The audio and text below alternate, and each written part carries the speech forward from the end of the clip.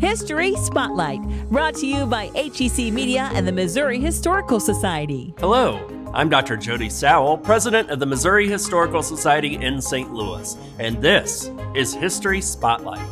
St. Louis has a rich history of military leaders, highlighted in the St. Louis in Service exhibition at Soldiers Memorial Military Museum, which features larger-than-life images of 20 exceptional individuals.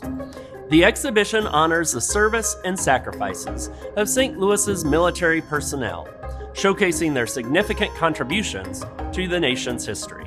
Soldiers Memorial Director Mark Sundlov introduces us to 4 of these individuals. First is Captain Wendell Pruitt, a daring fighter pilot of the 1st African American Flying Group, the Tuskegee Airmen.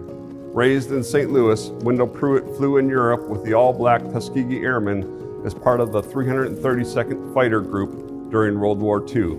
He received his pilot's license while attending Lincoln University in Jefferson City and graduated from the Tuskegee Army Flying School in December 1942. A skilled and daring pilot, Pruitt completed 70 combat missions, shot down 3 enemy planes, and helped sink a German destroyer.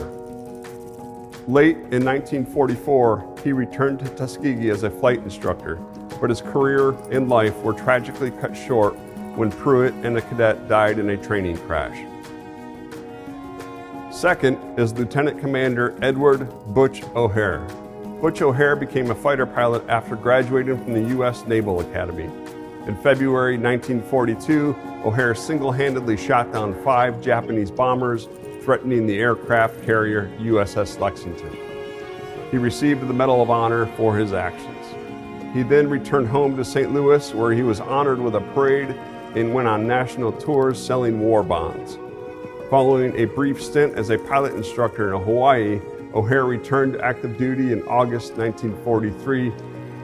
On November 26, 1943, O'Hare led the Navy's first nighttime attack from an aircraft carrier. During the action, his plane was shot down and he was never found. 6 years later, Chicago's O'Hare International Airport was named for him, although he never lived in that city. Next is Major General Jeannie Leavitt, the first female fighter pilot of the United States Air Force. General Leavitt grew up in St. Louis, where she attended Bishop DeBerg High School. Leavitt entered the Air Force in 1992 after earning her bachelor's degree in aerospace engineering from the University of Texas in Austin, and later earned her master's degree in aeronautics and astronautics from Stanford University in California. In 1993, she became the first female fighter pilot in the U.S. Air Force, and she later became the first woman to command a combat fighter wing. Finally is General Roscoe Robinson Jr., the first African-American 4-star general in the U.S. Army. Roscoe Robinson Jr. was born in St. Louis and attended St. Louis University before transferring to the U.S. Military Academy at West Point. He graduated in 1951 and served 34 years in the U.S. Army. During the Korean War, Robinson was a platoon leader, rifle company commander, and Bronze Star recipient. He then became an instructor in the Airborne Department and went on to graduate from the U.S. Army Command and General Staff College at Fort Leavenworth, Kansas.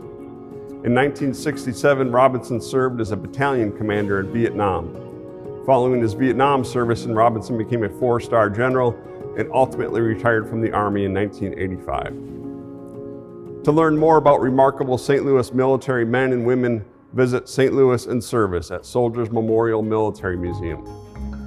To learn more about the Missouri Historical Society, visit mohistory.org.